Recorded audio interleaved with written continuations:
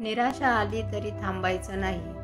नमस्कार मित्रांनो. जीवनात प्रत्येक माणसाला असा एक काळ येतो जेव्हा सगळं अंधारात जातंय असं वाटतं. अपेक्षा पूर्ण होत नाहीत, परीक्षेत अपयश येतं, नाती तुटतात, मेहनतीचं फळ दिसत नाही आणि मग मनात फक्त एकच प्रश्न, माझं चुकतंय कुठे? त्याच वेळी निराशा आपल्याला पकडते आणि सगळं सोडून द्यावं असं वाटतं.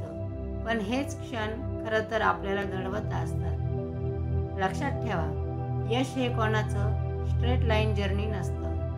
प्रत्येक यशस्वी माणसाच्या प्रवासात कित्येक वेळा तो कोसळला, उठला, पुन्हा चालला.